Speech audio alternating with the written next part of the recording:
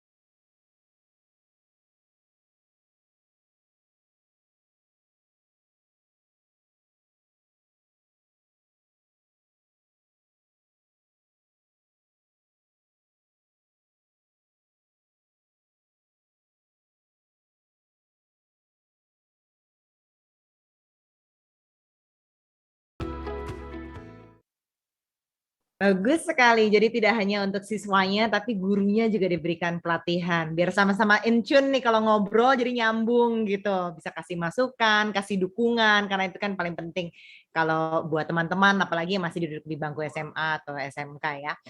Kita langsung masuk saja ke diskusi di sesi 1. Jadi buat teman-teman di sini, saya lihat banyak sekali yang absen. Nah, absen udah oke, sekarang boleh kasih pertanyaan nanti. Formatnya adalah nama, kemudian dari mana, dan pertanyaannya untuk siapa. Tolong dibuat singkat, padat, dan jelas pertanyaannya. Jangan panjang-panjang, ini bukan jualan, bukan WhatsApp bisnis ya. Jadi silahkan berikan pertanyaan buat siapapun ini panelis yang bergabung bersama kita di sini. Di sesi 1 ini kita akan membahas soal pentingnya soal edukasi kewirausahaan bagi pelajar untuk mengatasi masalah pengangguran kaum muda Indonesia. Nah, WhatsApp ini kan seperti tadi kita tahu udah kolaborasinya sama Prestasi Junior. Bagaimana untuk memberdayakan dan mengedukasi siswa ini untuk punya pengetahuan, kemudian juga keterampilan kewirausahaan atau entrepreneurship dari sejak dini.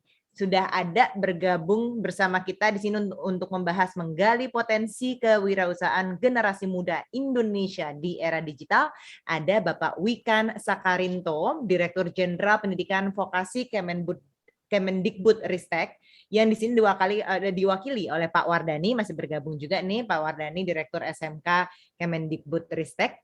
Kemudian ada Mbak Esther Sambo, Manajer Kebijakan Publik dari WhatsApp Indonesia.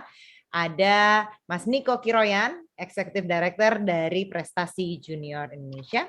Kemudian Zaki Muhammad dan Naufal Muhammad, ini kembar dan juga owner burgerchill.id dan alumni program Student Company PJI. Dan juga ada Nathaniel Purban atau Nathan, siswa SMAN 71 Jakarta dan peserta program dari WEE.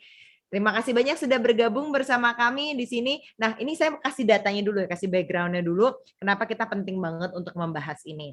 Karena nih, menurut data dari Biro Pusat Statistik per Agustus tahun ini, tingkat pengangguran terbuka itu tertinggi kembali berada pada kelompok usia 15 sampai 24 tahun sebesar 19,55%. Ini 15 sampai 18 sebenarnya masih usia sekolah lah ya. Kemudian ada kalau kuliah, kalau dilanjutkan kuliah. Tapi kalau kita lihat dari age bracket ini, ada 1 dari 5 anak muda itu nganggur. Dan artinya anak muda ini terus menempati posisi puncak selama 1 dekade terakhir. Nah, saya juga saya kadang-kadang kalau baca datanya BPS, saya juga kadang bertanya nih, apakah mungkin yang entrepreneur belum punya NPWP itu nggak kehitung atau seperti apa? Tapi kalau ngeliat angkanya 19,55% sih tinggi ya, walaupun itu bisa dipertanyakan lagi kalau dilihat lebih dalam. Tapi kalau kita mau seriusin, ini artinya ada satu opportunity yang dimana teknologi bisa berperan. Di sini WhatsApp gitu, bagaimana mereka bisa memainkan perannya untuk mengajarkan kewirausahaan dan menggunakan teknologi sesimpel WhatsApp sejak dini. Saya pengen tahu dulu tapi dari Kemendikbud Ristek nih, Pak Wardani, gimana ketika tahu data ini, apa yang kemudian dilakukan, programnya apa, dan programnya itu bukan cari kerja, tapi gimana caranya menciptakan pengusaha dari sejak sekolah. Silakan Pak Wardani. Ya, terima kasih atas waktunya, bahwa saat ini memang kondisi kepekerjaan itu sudah bergeser ya, sudah bergeser. Jadi SMK sangat memahami itu. Anak-anak itu tidak bekerja di industri. Tadi serapannya itu memang tidak banyak. Tetapi mereka banyak bekerja di rumah melalui marketplace, ya, melalui kegiatan kreatif entrepreneur, agripreneur, ya, teknopreneur, socialpreneur, ya, ekopreneur juga. Artinya kalau dulu atau mungkin pendataan ini masih juga dilihat dari data-data kepekerjaan di suatu industri atau perusahaan. Ya. Kemarin di Surabaya, ya, Gubernur Jawa Timur menyampaikan bahwa dilihat di lapangan ternyata anak-anak SMK ini bekerja tidak di sebuah perusahaan-perusahaan, tetapi banyak yang entrepreneur mandiri di rumah dengan laptopnya, mereka bisa cari uang. Mereka di rumah dengan jualan online bisa dapat uang. Nah, ini kadang masih dilihat sebagai tidak bekerja. Ya. Meskipun saat ini SMK sudah menurun ya, sudah menurun sekitar 11%, meskipun juga masih tinggi. Namun sebenarnya di lapangan yang terjadi, banyak anak-anak kita ini tercatat tidak bekerja, tetapi sebenarnya mereka itu bekerja secara online, bekerja menggunakan komputernya, menggunakan gadgetnya, dan juga bisa hidup dengan layak, bahkan lebih tinggi malahan penghasilannya daripada yang bekerja di kantoran atau di industri langsung yang masih berbasis otomasi maupun manual. Ya. Namun kami menyadari itu, sehingga program-program SMK yang kita kembangkan itu ada sekolah wirausaha, kemudian SMK yang kita kembangkan sekarang ini, anak-anak ini tidak hanya pintar mengoperasikan mesin, tidak hanya hard skill-nya, tetapi kita kuati soft skill-nya, bagaimana mereka keterampilan berkomunikasi, bagaimana mereka keterampilan untuk promosi, bagaimana mereka keterampilan untuk leadership. Jadi anak SMK ini harapan kita ke depan itu seorang teknisi, seorang terampil, tetapi mempunyai jiwa entrepreneur yang tinggi, mempunyai kemampuan leadership yang tinggi, yang didasari dengan soft skill yang kita kembangkan di satuan pendidikan. Sehingga pendidikan yang sekarang kita laksanakan bukan berbasis job sheet yang mereka sebagai panduan untuk bekerja, tetapi anak-anak sekarang itu kita dorong untuk melakukan project based learning. Jadi pembelajaran berbasis project. Sampai project itu terwujud. Ya, tidak hanya project-projectan membuat barang kemudian terbuang. Tapi kita dorong membuat project-project work, baik itu bentuk animasi atas pesanan, baik itu bentuk fotografi atas pesanan masyarakat, website atas pesanan masyarakat, maupun barang-barang juga atas pesanan masyarakat. Melalui pengembangan yang dinamakan di SMK ini wajib mengembangkan apa yang dinamakan teaching factory. Satu tempat di mana industri yang dipakai untuk pembelajaran. Nah, ini pengembangan-pengembangan yang dilakukan untuk SMK yang sudah kita mulai sejak tahun 2019, 2020, 2021 ini dengan pengembangan SMK sebagai pusat keunggulan. Dengan awal 2019 dengan melalui revitalisasi SMK, kemudian COE, Center of Excellence, kemudian sekarang ini SMK sebagai pusat keunggulan. Yang ini akan kita teruskan sehingga SMK ini bisa menjadi pusat-pusat keunggulan pengembangan pendidikan kejuruan yang di dalamnya juga kewirausahaan, entrepreneur. Gitu, Bu Andini.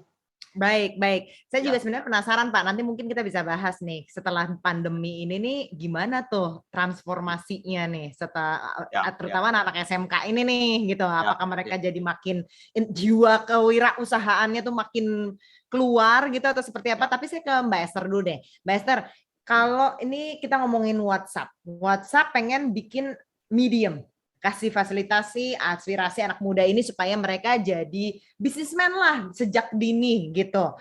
Nah, terus punya kontribusi ke masyarakat. Sebenarnya dari WhatsApp sendiri apa yang dilakukan? Oke, terima kasih Mbak Andini pertanyaannya. Sebelum saya jawab, izinkan saya menyapa dulu. Selamat siang Pak Wardani, terima kasih tadi sudah membuka acaranya dan juga menjadi bagian dari panel discussion saat ini ya. Dari Pak Prestasi Junior Indonesia juga ada Pak Niko Kiroyan, selamat siang Pak. Ada Zaki dan Naufal yang sudah join dan akan sharing nanti sama Nathaniel juga dari SMAN 71 Jakarta ya, nanti akan sharing juga sebagai peserta program WhatsApp Entrepreneurship Education. Saya coba langsung jawab pertanyaan Mbak Andini. Jadi tadi ditanyakan apa sih peranannya WhatsApp dalam entrepreneurship journey, kurang lebih seperti itu. Pada dasarnya jadi WhatsApp itu memang punya visi besar dan sangat berkomitmen untuk berkontribusi dan mendukung agenda pemerintah dalam menciptakan lebih banyak wirausaha muda di Indonesia.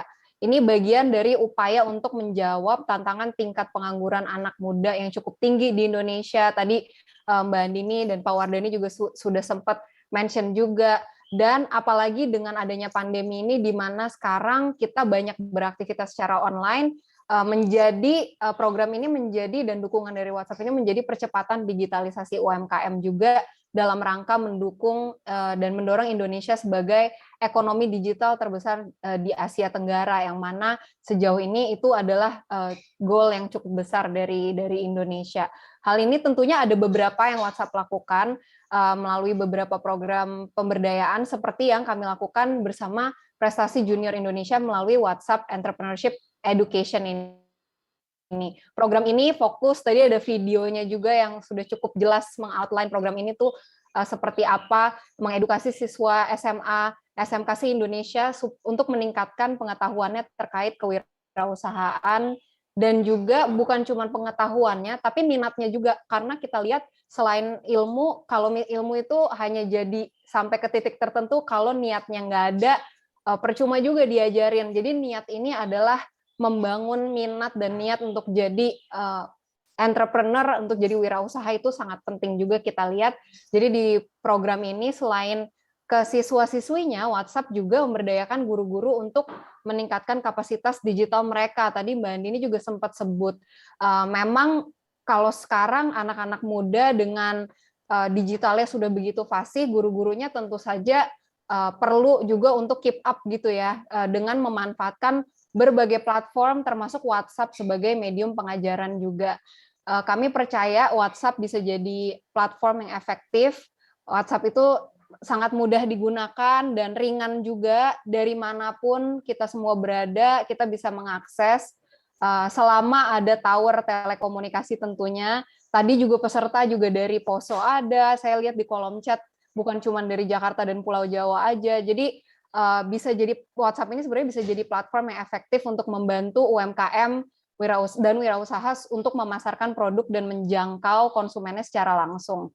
Untuk itu kami juga percaya bahwa WhatsApp itu platform yang bisa dengan mudah mendorong masyarakat jadinya menuju ekonomi digital itu tadi, seperti tujuan besar yang dimiliki Indonesia. Karena itu kita WhatsApp nih sebenarnya berharap lebih banyak lagi siswa yang bisa dijangkau melalui program ini dan diberdayakan juga, semakin banyak juga yang bisa teredukasi sejak dini terkait kewirausahaan dan menumbuhkan minat ya. Jadi tertarik, bukan cuma belajar aja tapi tertarik, sehingga dari minat dan ketertarikan itu pasti cari-cari jalan untuk belajar. Jadi program WhatsApp Entrepreneurship Education ini bisa jadi salah satu dari sekian banyak program pembelajaran dan pembekalan yang diikuti oleh teman-teman atau adik-adik SMK dan SMA untuk mengembangkan ide bisnis dan menjalankannya juga. Tadi seperti yang disampaikan Ibu Claire pada sambutannya di awal, anak muda, siswa-siswi di sekolah, digital natives ini punya kemampuan teknologi yang bukan cukup baik lagi, lebih baik. Ini namanya juga digital natives gitu kan. Jadi memberdayakan anak muda ini memang jadi bagian dari visi WhatsApp dan sejalan juga dengan pemerintah supaya anak muda bisa jadi jawara lokal yang tidak cuman mendukung bisnis tradisional, tapi juga anak muda dan masyarakat lain di komunitasnya untuk menjadi bagian dari ekonomi digital. Jadi dengan mengikuti program ini harapannya bukan berhenti di teman-teman atau adik-adik yang join di program ini, tapi juga ke komunitas lokal di sekelilingnya juga. Baik, oke. Tadi udah Mbak Esther udah sebut tuh edukasi kewirausahaannya seperti apa yang diberikan kepada siswa dan juga kepada guru. Saya ingin ke Mas Niko nih kalau gitu. Manfaatnya apa yang diterima nih selama program ini berjalan atas implementasi program? Oke, terima kasih Mbak Nini. Selamat siang juga untuk rekan-rekan sekalian telah hadir. Selamat siang Pak Wardani. Selamat siang Pak Wardani, juga Mbak Esther, Nathan, dan Nova dan Zaki. Oke, sebenarnya kalau lihat dari manfaatnya sebenarnya lumayan banyak gitu ya, karena jelas dengan edukasi kewirausahaan ini ada sekitar lebih dari 15.000 pelajar di 144 SMA dan SMK telah memperoleh wawasan dan keterampilan mengenai langkah sistematis yang mereka butuhkan untuk memulai bisnis di era digital seperti sekarang ini. Selain itu, para pelajar juga telah siap untuk memulai bisnis mereka. Kenapa kita yakin? Karena memang dari program yang kita jalankan bersama pada saat ini, itu sudah terlihat ada sekitar 2.000 rencana bisnis yang sudah dibuat oleh mereka. Jadi, manfaat bagi penerima, bagi si beneficiaries, itu yang mereka dapatkan. Oke, baik. Kalau dari dulu udah ada zaman digital kayak gini, kita udah jadi bisnismen semua ya Mas Niko ya. Mas Niko kan udah bisnismen senior nih. ya kan? Kalau kita dulu ada WhatsApp aja udah dari SMA. Mungkin nggak kuliah kali langsung berbisnis aja, langsung ngalahin si Mark Zuckerberg kita.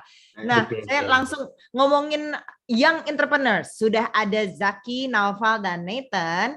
Nah, Zaki, Naufal mungkin boleh di-share nih. Aku juga penasaran. Kalian tuh bisnisnya apa sih? Jualan apa dan gimana ceritanya bisa punya bisnis ini? Oke, halo Kak Andini. Sebelum jawab pertanyaannya, izinkanlah kita berdua kenalin diri dulu. Nama saya Naufal Muhammad Abdullah Rahim, sama saudara kembar saya Zaki Muhammad Abdullah Rahim. Kami berdua adalah mahasiswa tingkat 3 di Bandung, dan alhamdulillah sekarang sedang menjalankan bisnis di bidang kuliner, namanya Burger Cia. Ya, jadi Burger Cia itu sebetulnya singkatan, Kak. Burger Oke. kecil, gitu. Kenapa jualan burger? Karena makanan favorit saya burger, gitu. Akhirnya kita Itu penting tuh, jualan Iya. sesuatu yang kamu suka. Iya, itu. Karena itu kesukaan saya banget gitu. Jadi dulu waktu awal tuh kalau misalnya laku seneng banget, kalaupun belum laku bisa makan burger tiap hari kayak gitu. Jadi masih aman-aman aja waktu itu. Itu kita mulai di awal pandemi ketika usaha-usaha orang pada tutup, di situ kita yakin. Karena setelah lulus dari SMA, kita habis ada program dari PJI, dapat banyak pengalaman. Dan bisnis burger ini bukan bisnis pertama. Kita udah mungkin ada 10 bisnis-bisnisnya. Wow. Dan sekarang inilah alhamdulillah yang jadi hasil setelah pembelajaran dari student company dari PJI. Kayak gitu. Oke, jadi kamu bilang kamu pernah gagal berkali-kali Oh, pernah sebelumnya. banget, banyak banget. Kita dari Tapi SMA. kita jualan dari tidak SMA. menyurutkan niat kamu untuk berbisnis kembali. Enggak, masih semangat. Gara-gara PJI justru mimpi saya jadi pengen jadi presiden direktur beneran. Karena waktu SMA. Saya kira kamu tadi presiden Republik Indonesia tadi lanjutannya. Jadi presiden perusahaan lah. Oh, oke. Nah, ini yang kalian rasakan selama berbisnis ini nih, Burger Chill ini nih, menggunakan WhatsApp tuh apa benefitnya? Oke. Yang jelas sih jadi makin mudah. Karena zaman SMA dulu kita jualannya masih konvensional, Kak. Jadi kayak masih keliling-keliling kelas, terus ya gitu nawar-nawarin. Setelah kita menggunakan platform digital, terutama WhatsApp, akhirnya jadi lebih mudah. Kita di rumah aja pun bisa langsung kontak-kontakan, bisa langsung pesen-pesenan lewat jarak jauh. Karena kan banyak banget fitur-fiturnya gitu ya. Kalau kita udah pakai WhatsApp bisnis, ada auto chatnya dan lain sebagainya. Jadi ketika kita sibuk, konsumen itu bisa terbalas dengan sendirinya gitu dengan fitur-fitur yang ada. Oke. Nah, ini aku penasaran nih sebelum aku ke Nathan. Kalian kan dapat edukasi nih. Nah, tapi aku tuh selalu begini. Kalau dulu sekolah, kayaknya kok pas kerja beda banget dari sekolah gitu. Kayaknya nggak ada banget yang nyangkut gitu. Nah, kaliannya ada nggak? Atau yang nyangkut tuh apa dari program yang diberikan PJI dan WhatsApp ini? Oke. Kalau yang menarik menurut Zaki di program kemarin semasa Zaki SMA, kita tuh benar-benar terjun ke lapang. Karena kebetulan dulu jadi presiden direkturnya, terus sekarang Zaki yang ngelola sebagai CEO-nya lah ibaratnya ya. Nah, Zaki benar-benar terjun ke lapang, ngerasain gimana caranya kerjasama sama orang dewasa, ngerasain gimana rasanya terjun langsung ke lapangan tuh gara-gara pernah ikutan program dari PJI.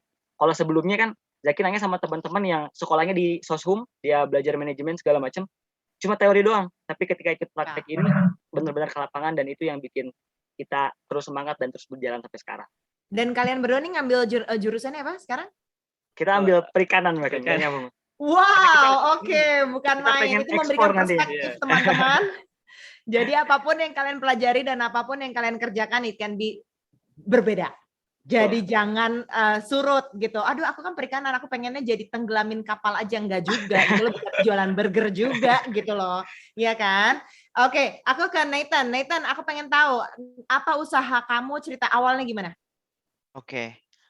Ya, selamat siang. Perkenalkan saya Nathaniel Hieronymus Purba, peserta WhatsApp Entrepreneurship Education dari SMA Negeri 71 Jakarta.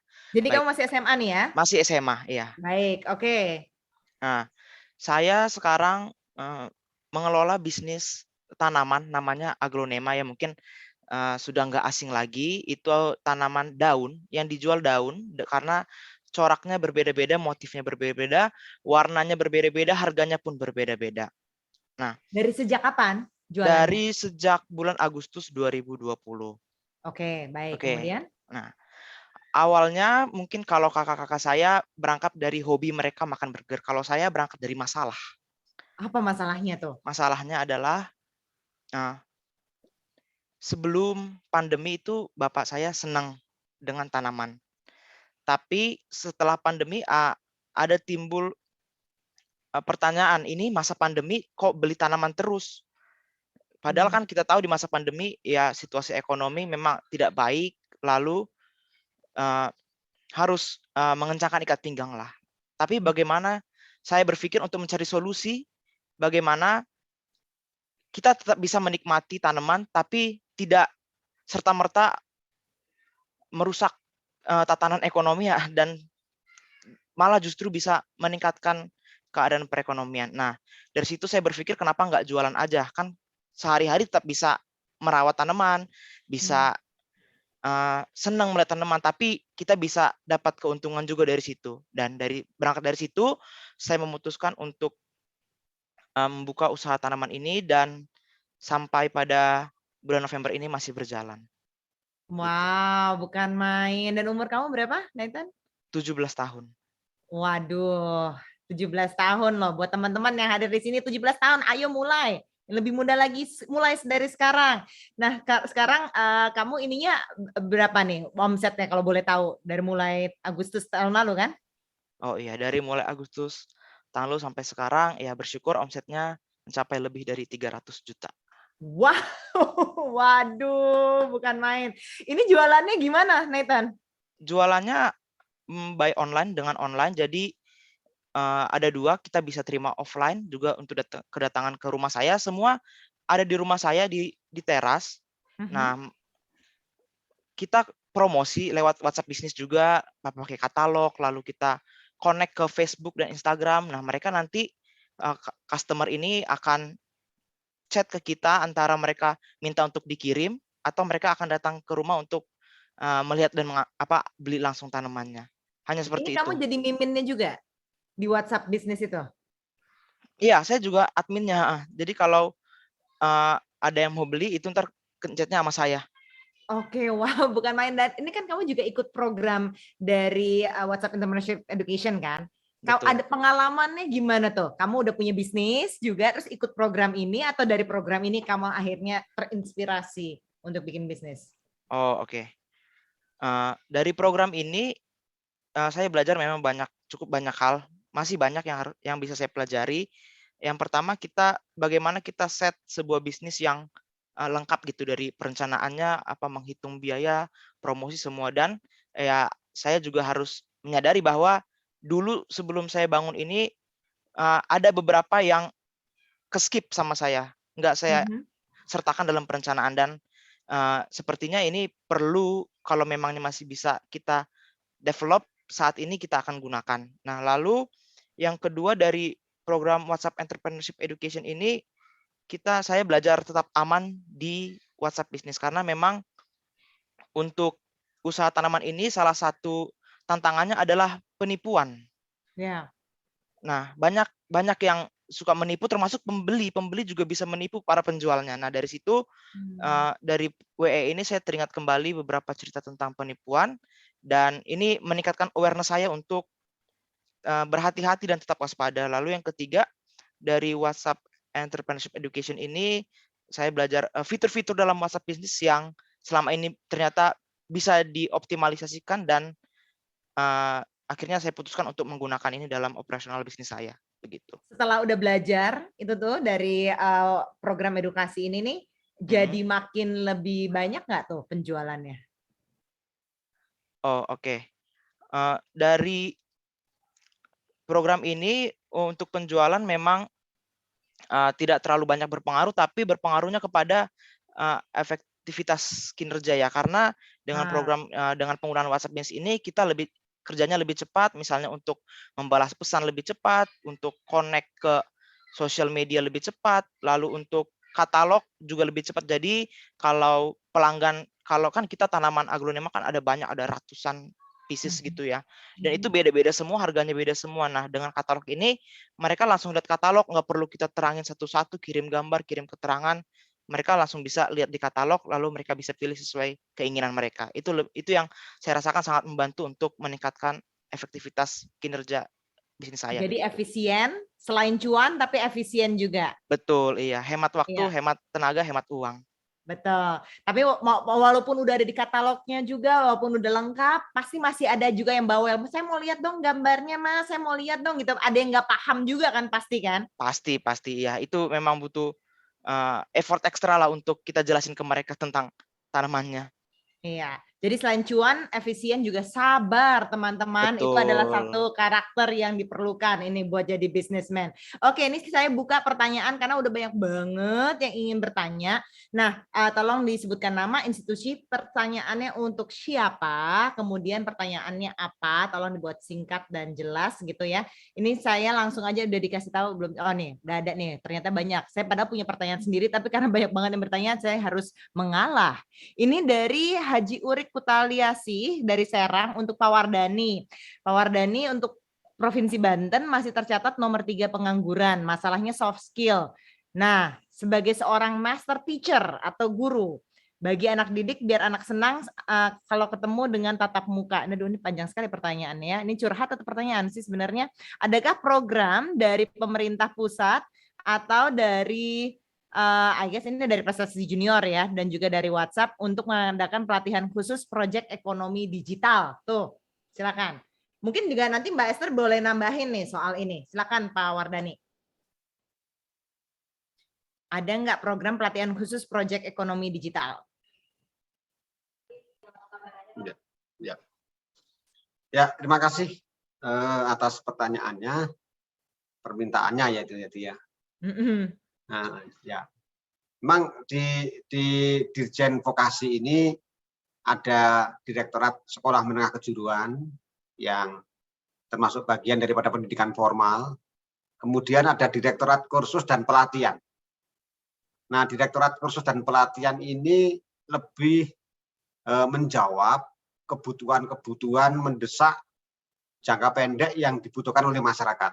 Misalnya pelatihan 6 bulan, pelatihan 3 bulan, termasuk di dalamnya pelatihan-pelatihan ekonomi digital. Ini kami ada di Direktorat Kursus dan Pelatihan, sehingga bisa menggunakan lembaga itu. Ya. Kemudian kaitannya dengan pendidikan, itu ke depan atau saat ini sudah kita laksanakan dengan blended learning ya. Jadi pembelajarannya itu tatap muka dan learning dengan online. Nah, memang dengan pandemi ini memang kita sebuah lompatan ya terjadi. Mestinya baru terjadi tahun 2025, tetapi sekarang kita harus lakukan dengan lompatan pembelajaran berbasis diselenggarakan dengan secara online. Meskipun ada yang kita sadari ya, ada yang belum siap, tetapi ada yang sudah benar-benar siap, dan ada yang bersemangat untuk siap. Nah, ke depan kita akan mengembangkan dengan blended learning, Mbak Andin. Ya. Artinya pembelajaran itu sekarang semua bahan ajar ada di internet. Tidak perlu harus seperti model lama, guru menjelaskan berlama-lama di depan. Tetapi kaitannya dengan ingatan, pemahaman, itu sudah harus jadi tanggung jawab siswa. Baik. Dan di sekolah itu diskusi untuk membuat proyek-proyek business learning yang di situ didasari dengan jiwa-jiwa entrepreneur, agar terbangkitkan di situ jiwa entrepreneurnya, jiwa menciptanya, jiwa untuk berani melangkah, berani mencoba. Ini yang kita dorong melalui diskusi-diskusi maupun pembuatan proyek learning. Baik, oke. Baik, ya. Mbak Esther ingin menambahkan sekaligus ada satu pertanyaan nih, biar langsung aja Mbak aku tanyakan. Jadi kalau dari WhatsApp sendiri, apakah ada ini nih langkah yang diberikan ke peserta didik yang nggak minat untuk entrepreneur karena dana solusinya gitu, dan apalagi lokasinya nih terpencil. Nah, mungkin intervensi dari teknologi ini gimana nih untuk solusi ini? Silakan Mbak. Oke, thank you Mbak Andini. Saya nambahin dulu ya tadi pertanyaan yang sudah dijawab sama Pak Wardani. Kalau dari WhatsApp sendiri itu sejak 2020 memang sudah bekerja sama dengan berbagai partner, khususnya NGO seperti Prestasi Junior Indonesia, ada UKM Indonesia juga dalam memberdayakan dan mendampingi UMKM dan juga wirausaha muda di seluruh Indonesia. Beberapa program selain WhatsApp Entrepreneurship Education ini tentunya kami juga mendukung program Student Company dari PJI, ini memberikan pelatihan dan pendampingan terkait WhatsApp bisnis lebih dari 2.000 siswa ya. Ini SMA dan calon wirausaha muda sudah kami latih sejak tahun 2020. Terus ada juga tentunya WhatsApp Entrepreneurship Education, di mana bukan hanya siswanya dan juga guru juga ikut dalam edukasi dan pendampingan lebih dari 15.700 siswa, serta ketertarikan itu tadi yang penting disebut juga oleh Pak Wardani. Ada juga namanya pelatihan Go Digital dan Scale Up. Jadi ini mungkin yang udah lulus dari Youth Entrepreneurship program ini mungkin bisa ke Go Digital and Scale Up ini ya. Ini program peningkatkan kapasitas digital UMKM dan pelaku usaha di seluruh Indonesia. Sejauh ini udah 7.000 UMKM dan pelaku usaha yang diberdayakan, 200 diantaranya kami bantu untuk promosikan melalui katalog UKM Juara. Jadi kalau mau di bahasanya sekarang nih dikepoin gitu ya, silakan cek juga, bisa di Google aja UKM Juara, bisa melihat nih contoh hasil dari binaan WhatsApp dan partner WhatsApp juga. Ada juga yang segmennya cukup berbeda dan cukup niche juga ya, ini Pasar Juara, yaitu Pasar Juara khusus untuk pedagang pasar tradisional. Lebih dari 1.000 pedagang pasar ini sudah dibimbing untuk dapat memanfaatkan WhatsApp bisnis. Di luar program-program ini tentunya WhatsApp sebagai bagian dari keluarga besar aplikasi bersama Instagram dan Facebook yang juga sudah memiliki cukup banyak program pelatihan dan pendampingan wirausaha muda dan UMKM. Ini ada beberapa nih, jadi beberapa program yang mungkin bisa diikuti juga untuk bimbingan lebih lanjut. Nah, kemudian tadi berikutnya ada pertanyaan juga bagaimana meningkatkan minat kewirausahaan, apalagi daerahnya jauh, misalnya di pelosok Indonesia. Nah, ini pertanyaan yang sangat penting dan juga kenapa WhatsApp melakukan program-program ini sebenarnya. Dan di prinsip utamanya WhatsApp itu sebenarnya itu tadi ya, saya sudah sedikit mention juga tentang betapa WhatsApp itu bisa bekerja dengan low bandwidth di area-area yang selama ada telco towernya, selama ada menara telekomunikasinya dan bisa terkoneksi dengan internet, meskipun bandwidth-nya rendah, seharusnya WhatsApp itu bisa bekerja dengan baik. Nah, gimana caranya? Inilah kenapa kita punya program-program yang berbagai macam ini, supaya sebenarnya semangat-semangat dari anak-anak muda ini bisa ditularkan ke teman-teman di sekitarnya, dan bukan cuma itu, tentu saja ke teman-teman seumurannya lewat WhatsApp juga, yang mana WhatsApp itu bisa diakses di tadi ya area-area yang bahkan dengan low bandwidth sekalipun.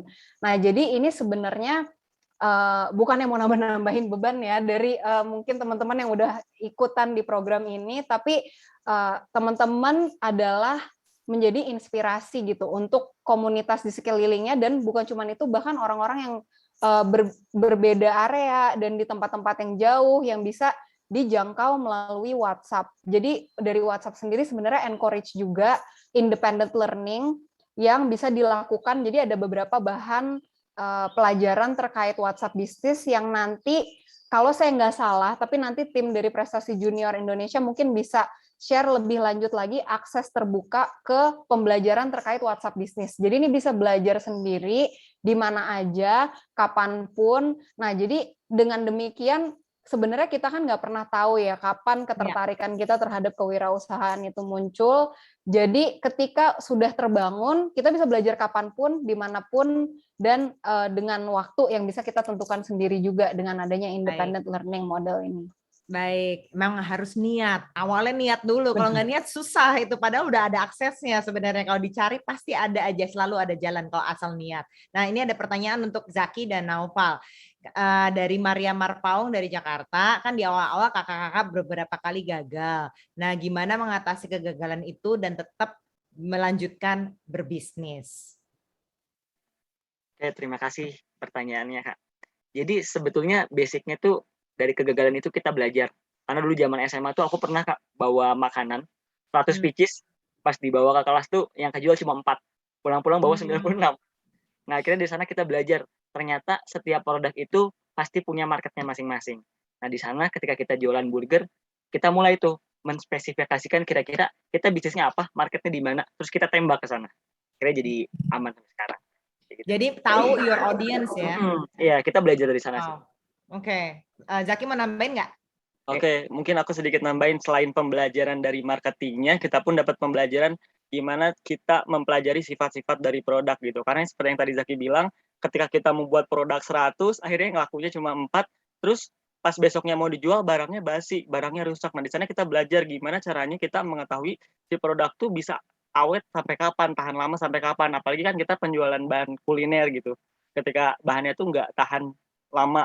Tapi ketika kita belajar gimana cara mengolah bahan makanan supaya awet lebih lama, gimana caranya ketika bahannya udah mau rusak kita olah jadi produk lain, itu sih salah satu pembelajarannya juga kalau dari sisi produk. Oke, tapi Zaki sama Naufal nih kan saudara dan bisnis partner, berantem nggak? Ya. Dan kalau berantem apa jadi WhatsAppan, nggak ngobrol? Kalau berantem masih akur-akuran lagi, karena kan kalau bisnis, kalau belakang aja. Oke, itu satu kuncinya, bisnis, Iya, relasi apa saudara-saudara. Nih buat saudara. Nathan, Kita pisahin. ini buat Nathan ya, dari Hindra Swari Enggar, niatan buat ekspansi ada nggak? Misalnya bikin aksesoris atau pelatihan berkebun. Dan kenapa tanaman hias? Kenapa nggak sayur-sayuran aja untuk menjaga ketahanan pangan? Wah, bukan main. Udah bisa ngomongin food security nih, Hindra Swari. Silakan, Nathan. Oke.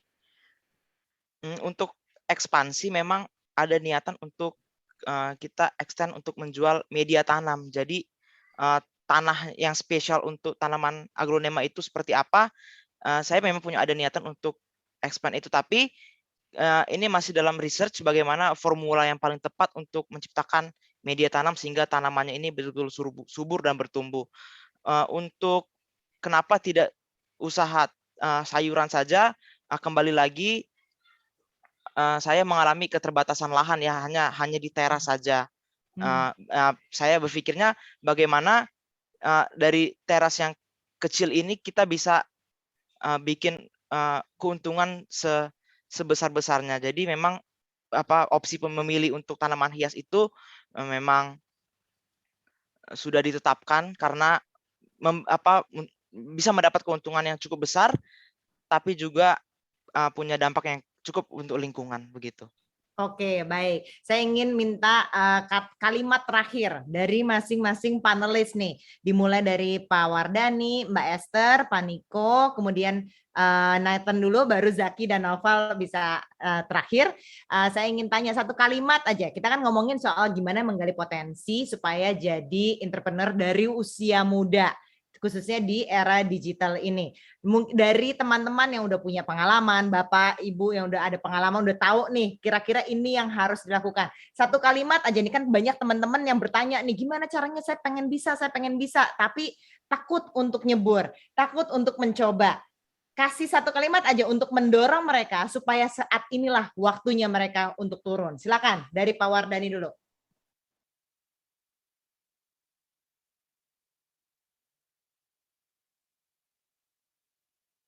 Silakan Pak, udah unmute kok, silakan. Oh ya. Satu kalimat aja Pak, jangan panjang-panjang.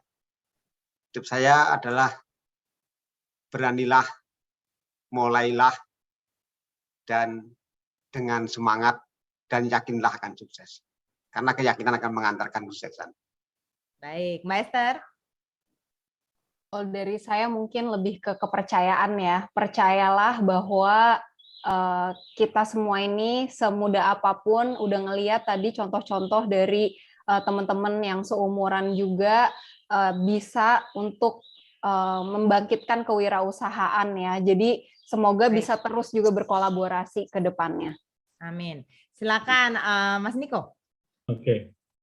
Dari saya, kita percaya kita harus menggalakkan edukasi kewirausahaan bagi para pelajar, terutama dalam bidang digital sejak dini seperti saat ini. Karena sekali lagi kita tidak tahu apa yang akan terjadi di depan nanti. Tapi kalau misalnya mereka sudah mempunyai foundation untuk kewirausahaan, mereka akan melihat wirausaha itu dapat menjadi sebagai pilihan sebagai pekerjaan pasca lulus sekolah nantinya. Itu saja. Baik, atau pas lagi sekolah juga bisa jadi atau kan. Silakan, Nathan. Oke, buat para penonton semua juga mungkin teman-teman saya, kegagalan, kesuksesan, untung, rugi, dan pengalaman itu semuanya nikmat. Maka itu saya ngajak kalian untuk menikmati itu dengan caranya terjun langsung ke bisnis. Itu aja. Terima kasih. Zaki dan Naufal. Kayak mungkin ini dari Noval dulu ya, nanti habis dari Noval dilanjut sama Zaki. Nah, jadi buat teman-teman semua, kita harus bisa mencintai apa yang kita kerjakan dan harus bisa mengerjakan apa yang kita cintai. Karena kalau kita sudah cinta sama pekerjaan kita nggak akan pernah capek buat ngejalaninnya. Oke, kalau dari Zaki, penyesalan terbesar itu bukan ketika kita gagal, tapi ketika kita punya kesempatan, tapi kita tidak pernah memulai. Jadi mumpung kita masih kuat, masih muda, kita masih kreatif, digasin aja sekarang. Gitu. Terima kasih. Digasin aja. Mumpung punya WhatsApp, jangan buat Betul. gibah, tapi mending buat bisnis, cari cuan. Setuju. Betul kan? Terima kasih banyak teman-teman, Bapak Ibu di sesi pertama ini. Mudah-mudahan banyak sekali faedahnya buat kita semua nih yang menonton di sini. Dan mungkin buat guru-gurunya juga jadi saya pengen jualan aja deh. Enggak apa-apa, silahkan Bu, jangan takut Bapak Ibu. Terima kasih banyak pada sesi pertama ini pembicaranya. Kita masih akan berlanjut lagi ke sesi berikutnya. Ini sudah bergabung bersama kita di sini. Baik, oke. Ini gimana caranya untuk kita bahas dulu ya. Ini kita sebenarnya di sesi kedua ini nih kita pengen membahas bagaimana pentingnya mengadopsi digital dan model pembelajaran campuran di kurikulum pendidikan Indonesia dengan adanya kelas virtual melalui platform daring yang masif digunakan masyarakat. Nah, ternyata nih WhatsApp nih berperan juga dalam pembelajaran ini. Biasanya tuh aku selalu kayak ada WhatsApp tuh suka nggak mau bales karena nggak mau diganggu, tapi ternyata dengan adanya pandemi itulah yang paling mendekatkan kita dengan siapapun, termasuk soal belajar, bukan main. Nah, bersama kita nih sudah hadir di sini untuk membahas membangun masa depan digital pendidikan Indonesia pasca pandemi. Sudah ada Pak Jumeri, Direktur Jenderal Pendidikan Anak Usia Dini, Pendidikan Dasar dan Pendidikan Menengah dari Kemendikbudristek, diwakili di sini Bapak Ihsan Maulana, Pengelola Peserta Didik Direktorat SMA. Mbak Esther masih bergabung bersama kita di sini. Kemudian ada Mbak Utami Anita Herawati, Program Manager for West Region dari Prestasi Junior Indonesia. Selamat datang kembali Mbak Tami. Dan juga ada Pak Munif Hatip, praktisi pendidikan, CEO Next Edu dan Direktur School of Human. Dan Ibu Widiawati, Guru SMKN 1 Kota Serang, yang juga sebagai Master Teacher Program dari WhatsApp Entrepreneurial Education atau WhatsApp WEE. Oke. Nah, sekali lagi buat teman-teman yang ingin bertanya bisa langsung di kolom Q&A, nama, dari mana, pertanyaannya untuk siapa, dan tolong dibuat singkat, tegas dan lugas karena kita di sini bukan tempat curhat, bukan tempatnya lagi chat WhatsApp grup, tapi untuk bertanya gitu. Dan kira-kira ingin bertanyanya untuk ke siapa? Saya ke Pak Maulana, Pak Ihsan dulu. Di sini ada Pak Ihsan. Kalau kita lihat di sini, kalau berbicara soal pandemi, ini memberikan dampak yang sangat besar, seperti kita tahu, di dunia pendidikan, termasuk di Indonesia.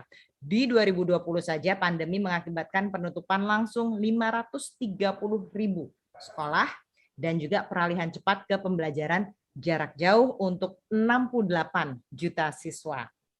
Nah, udah lebih dari 1 tahun nih Pak ya, udah hampir 2 tahun sih sebenarnya kita proses belajar mengajar tuh pakai online gitu. Sekarang udah ada yang tatap muka, tapi sebenarnya nih kalau misalnya kita ngomongin soal realitanya Pak, saya pengen tahu aja sih realitanya nih sekarang seperti apa, khususnya kan Bapak lebih dealing dengan SMA nih ya. Kalau kita ngomongin Indonesia, apakah mereka semua nih udah adapt dengan teknologinya ini, kemudian dari pembelajaran kita selama pandemi ini, seberapa penting Bapak ngelihatnya hadirnya teknologi ini untuk belajar mengajar, terutama kalau kita ngomongin sesimpel WhatsApp. Silakan Pak. Ya, baik, terima kasih Mbak Andini. Baik, terima kasih juga untuk ada tim Prestasi Junior Indonesia. Ya, mungkin untuk pada masa pandemi kali ini semua mengetahui bahwa tantangannya memang ada sebuah medium baru, hal yang memang belum pernah dilakukan oleh seluruh di pelosok dunia. Ya, itu juga menyadarkan kita akan hal inovasi seperti itu.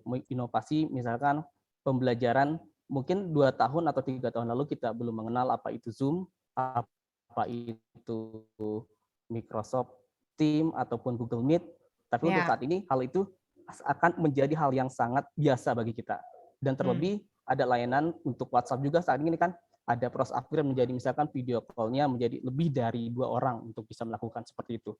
Hal itu bisa menjadi sebuah seperti ada blessing in disguise. Pasti ada hal yang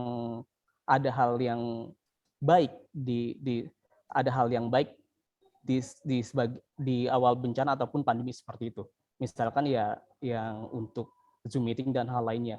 Terkait untuk proses pembelajaran tatap muka, memang untuk saat ini Kemendikbud selalu berkoordinasi dengan Satgas COVID-19 untuk meyakinkan protokol kesehatan dilakukan secara ketat dalam proses pembelajaran tatap muka tersebut. Kami pun dengan tegas peraturan bila memang ada sekolah yang memang siswa atau gurunya yang terindikasi positif COVID, sekolah tersebut untuk sementara dihentikan proses pembelajarannya sambil menunggu untuk langkah-langkah berikutnya seperti itu. Dan memang hal ini tidak merata dan juga peraturan tersebut kan memang tidak general, tidak berlaku untuk semuanya. Tergantung dari daerah masing-masing seperti itu, tergantung dari tingkat atau level masing-masing daerah seperti itu, Mbak Andini. Oke, tapi Pak Ihsan ini kaget nggak sih Pak? Ternyata WhatsApp yang biasanya buat komunikasi, ini bisa buat belajar mengajar gitu loh. Ya, itu sebenarnya antara kaget dan kita bersyukur seperti itu.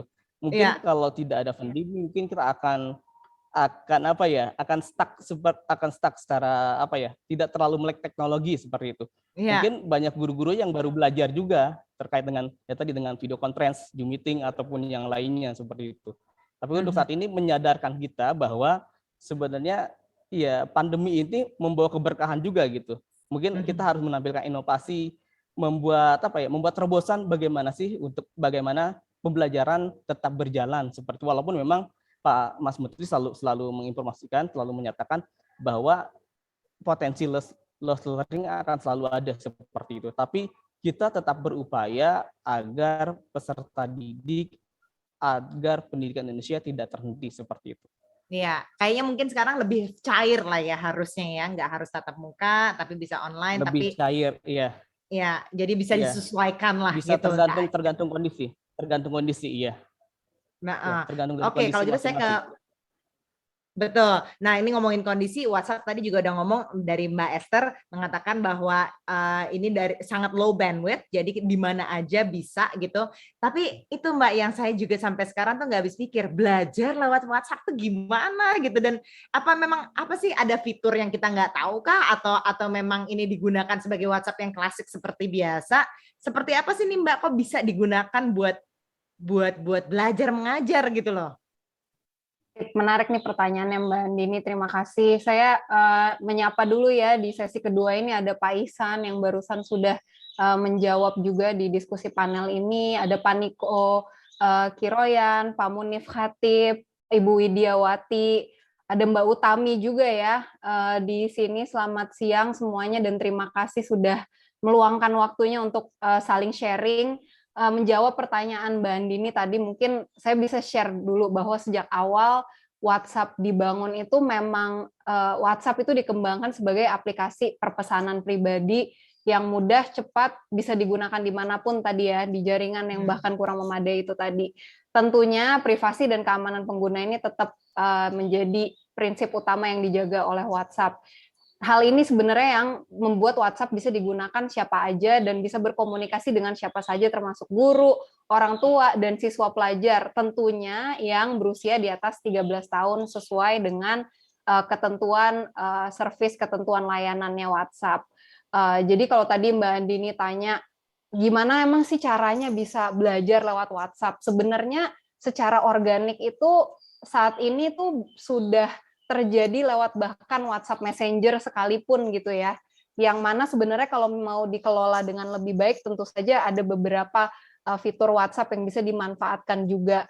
Banyak guru yang bilang bahwa pakai WhatsApp itu untuk berbagai macam aktivitas, mulai dari absensi kelas, pemberian tugas, digunakan sebagai bahan kelas virtual, atau sekarang tuh banyak juga ya yang pakai istilah kulwap gitu ya, kuliah WhatsApp gitu. Di mana jadi sekarang udah ada istilah kulwap juga tuh, di mana guru atau siapapun yang menyampaikan materi dalam hal ini menggunakan grup WhatsApp dengan mengirimkan pesan teks, pesan suara, gambar, video WhatsApp ini kan bisa ada berbagai jenis format yang untuk berkomunikasi ya. Jadi bukan cuma teks, bisa juga divariasikan. Nah, itu mungkin yang membuat lebih interaktif juga pelajarannya karena bisa sharing bahan melalui PDF, bisa juga pakai voice note, bisa juga ada materi video yang dibagikan, dan berbagai macam fitur lainnya, video call, conference juga bisa saat ini. Jadi hal ini yang mendukung kami WhatsApp itu mengembangkan dua modul. Modul ini modul pembelajaran terkait gimana guru bisa menggunakan WhatsApp Messenger dan WhatsApp Business. Jadi yang tadi organik lewat WhatsApp Messenger nih bisa dibikin versi rapihnya juga nih melalui WhatsApp Business untuk kegiatan belajar. Ya, jadi untuk kegiatan belajar mengajar juga bisa pakai WhatsApp Business supaya lebih efektif lagi komunikasi dan interaksinya. Modul-modul ini kemudian setelah dikembangkan diberikan kepada guru-guru melalui program WhatsApp Entrepreneurship Education ini. Jadi bagian dari WhatsApp Entrepreneurship Education ini juga mungkin nanti lebih lanjut Ibu Widiawati selaku guru kewirausahaan dari SMKN 1 ya, dari Serang mungkin bisa yang terlibat sangat dalam dengan program ini mungkin bisa sharing lebih lanjut lagi tentang pengalaman dan masukan beliau dalam menggunakan WhatsApp untuk proses belajar mengajar jarak jauh. Jadi semoga harapannya guru, siswa, orang tua bisa pakai WhatsApp dengan aman dalam pelaksanaan pendidikan baik secara full remote atau blended learning juga dengan tetap memperhatikan pengaturan keamanan dan privasi yang ada di WhatsApp. Ya, ini nyambung ini soal WhatsApp nih ya. Ini buat Mbak Esther supaya tahu juga. Ini kita kalau kan kita sering banget ya meeting lewat Zoom, sebenarnya nggak terlalu penting-penting banget. Kenapa sih harus di-meetingin pakai Zoom juga? Kita selalu bilang, ini kalau nggak penting-penting ini, this is like a WhatsApp material. Dan semuanya karena literally jadi WhatsApp material karena bisa dilakuin di situ gitu. Lebih efektif ya. Jadi lebih selesai. Iya, oke, ini saya ke Mbak Utami. Mbak Utami, mungkin boleh di-share evaluasinya, implementasi dari program WhatsApp Entrepreneurship Education ini, terutama dengan adanya pemanfaatan tadi nih, WhatsApp Business ini jadi ruang kelas virtual. Iya. Menyambung dengan Mbak Andini tadi sempat sampaikan ini ya, memang pada saat kita terjadi pandemi dan harus ada PJJ gitu ya, banyak sekali tawaran-tawaran penggunaan platform online gitu yang bisa digunakan oleh guru maupun siswa gitu. Tapi kan dari berbagai platform itu ada juga kendalanya, dari koneksi lah, dari harus ya kayak Zoom tadi ya, nggak semua siswa gitu punya akses ke situ karena nggak ada kuota gitu biasanya, nggak ada kuota lah apa segala macam. Dan ini juga pada saat kita mulai tahun lalu ya terjadi pandemi, kita di tengah-tengah pelaksanaan program, pertama kali yang kita lakukan langsung survei nih Mbak ke beneficiaries kita. Oke, kita ini harus lanjut program, lalu platform apa yang paling memungkinkan untuk mereka akses. Yang pertama adalah paling memungkinkan dulu untuk mereka akses. Dan 65% dari responden yang kita sekitar 660-an responden, itu 60%-nya yang bilang pakai WhatsApp aja deh tadi, karena memang betul nggak semuanya harus pakai Zoom, nggak semuanya harus. Kalau memang ada konten yang bisa pakai WhatsApp, kenapa enggak gitu ya.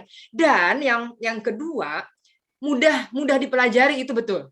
Mudah dipelajari karena ketika kita berinteraksi dengan berbagai banyak orang dan latar belakang lah ya gitu, baik dari guru maupun dari siswa, nggak semuanya juga yang tech savvy yang harus ini klik di mana karena kita bahkan ada pengalaman gitu Mbak Andini dan mohon maaf dari Bapak Ibu guru, karena Zoom ada sesuatu hal yang baru.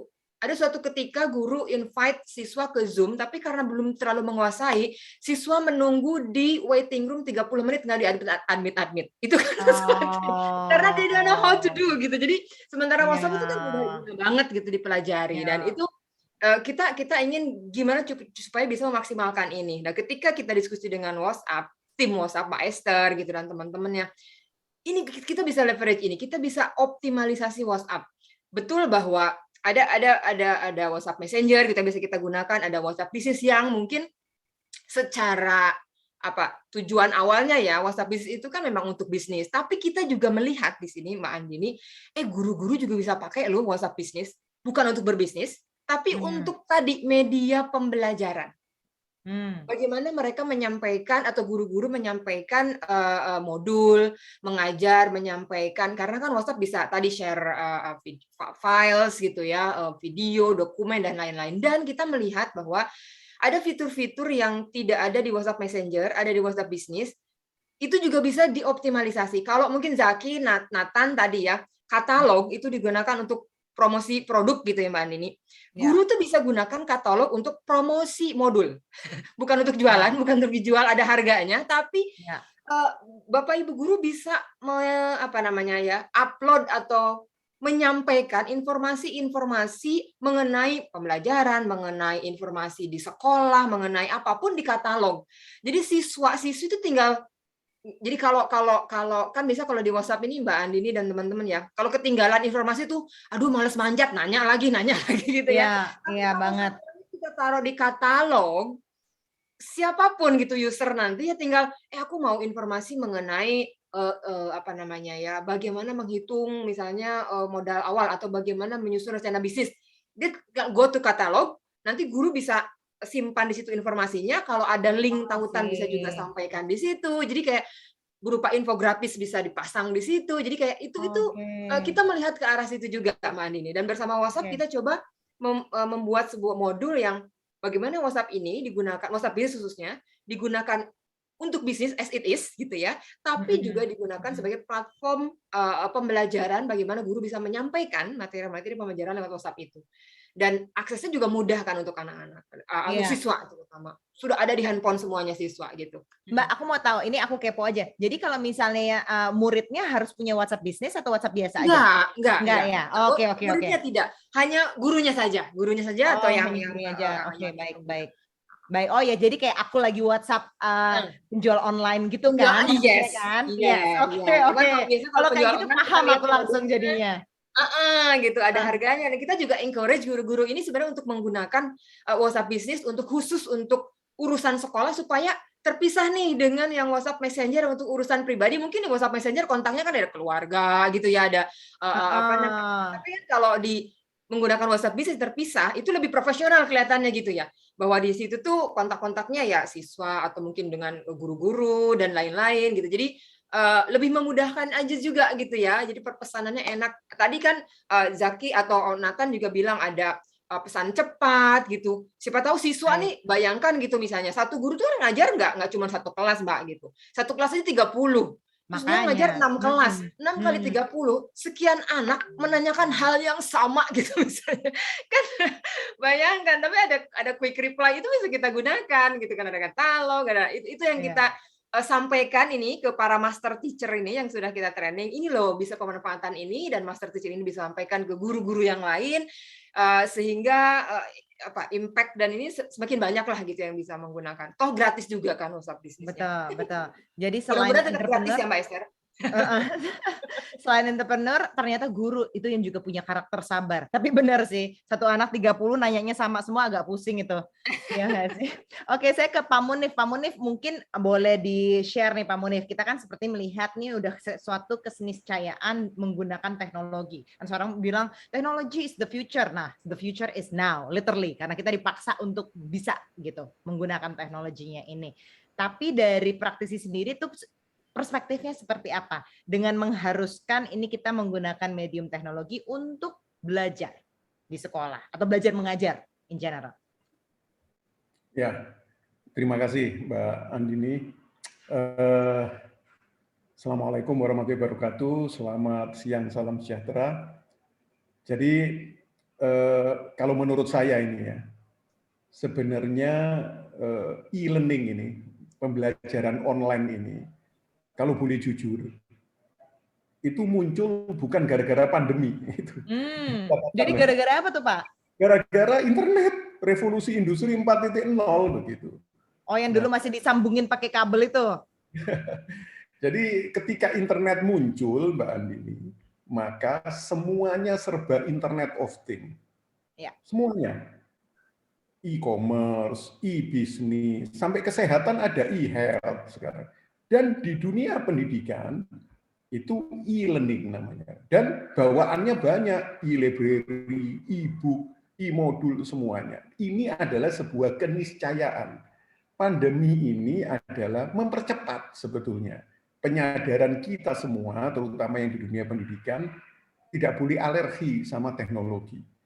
Jadi 2010 jauh sekali kan sebelum pandemi, kita ngajak guru-guru ke Finlandia ini, studi banding. Di sana sudah ada blended learning. Nah, cuman blended learning-nya itu adalah tetap siswa itu datang ke sekolah.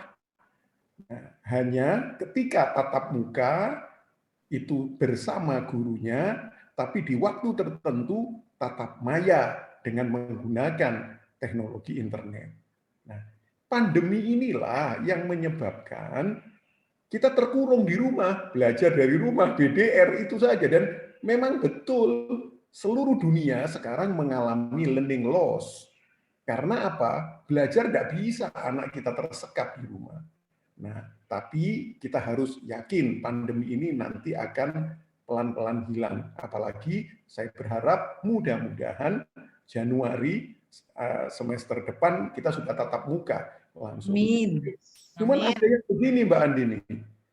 Nah, Januari selesai e-learning, kita balik lagi ke konvensional classroom. Nah, ini yang salah begitu. Karena internetnya terus maju, zaman terus berkembang seperti itu. Kalau dulu awalnya yang namanya semua media internet ini hanya sebatas media sekarang, sebatas media. Jadi media pembelajaran itu kan intinya gini, kalau ada guru, lalu ada siswa, lalu ada kurikulum yang mau disampaikan, medianya apa? Jembatannya apa gitu. Nah, mata pelajaran ini sampai ke siswa lewat apa? Itu media, macam-macam. Ada media video, ada media buku, ada media macam-macam. Nah, dulu yang berkaitan dengan internet ini itu masih jadi media. Tapi sekarang Mbak Andini, ini sudah menjadi sistem. Bayangkan, yang mulai audionya, videonya, semuanya, sampai proses pembelajarannya, itu sudah berbasis teknologi.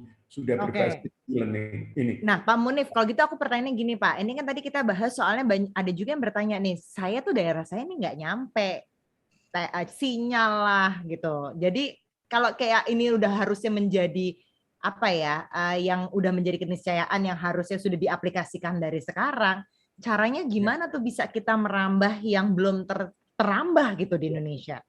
Ini penting, tantangannya begini. Dunia pendidikan harus mau tidak mau siap terhadap hal-hal penting. Satu adalah jaringan itu. Dan jaringan ini tanggung jawab pemerintah.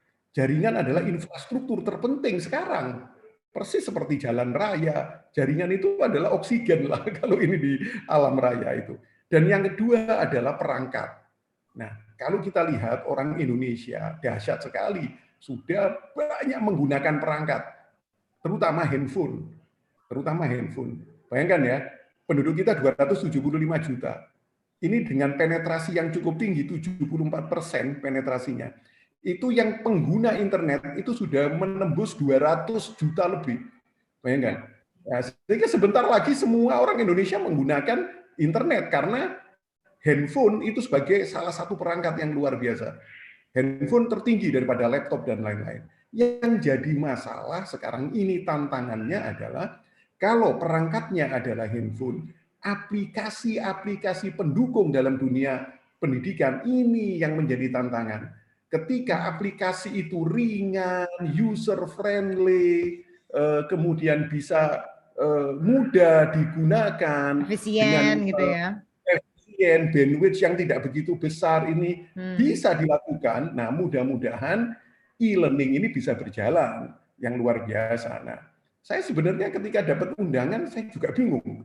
Apa betul ini WhatsApp bisa menjadi satu media yang benar-benar sekarang ini sudah harus diminati, harus dilakukan oleh teman-teman guru dan semua siswa di dunia pendidikan.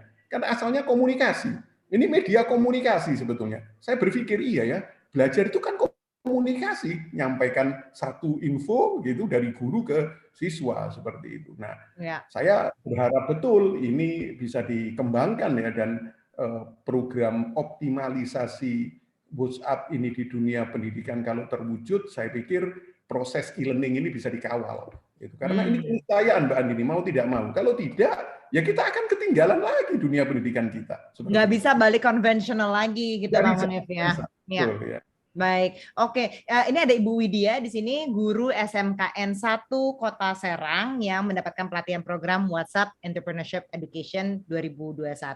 Bu Widya, sharing dong pengalamannya gimana nih dengan menggunakan WhatsApp Business sebagai ruang kelas virtual. Terus udah gitu evaluasinya apa? Perbedaannya apa yang dirasakan? Terutama nih responnya gitu ya dari anak-anak, dari kelas tuh mereka gimana? Terus kemudian ketika menggunakan WhatsApp Business tuh seperti apa gitu responnya? Terima kasih atas kesempatannya. Pertama-tama saya sapa dulu semuanya. Terima kasih Bapak-Bapak, Ibu-Ibu yang sudah hadir di sesi ini. Saya mewakili dari 25 master teacher yang tergabung dalam program WhatsApp Entrepreneurship Education ini. Selama 2 bulan ya, kami mengikuti kegiatan ini. Di dalam kegiatan ini kami dibimbing oleh Prestasi Junior Indonesia dengan kerjasama WhatsApp. Terima kasih sekali juga untuk WhatsApp dan PJI. Dan ini kegiatan kami di sini harapannya menyampaikan kepada siswa tentang memotivasi, terutama tentang entrepreneurship melalui program-program WhatsApp. Yang kami lakukan di sini 25 master teacher dengan membimbing masing-masing master teacher 10 teacher di bawahnya, dan satu teachernya itu adalah 90 minimalnya siswa. Jadi kita tadi sudah tergabung sekitar sekian ribu siswa dalam program ini. Alhamdulillah sampai saat ini kami merasakan hal yang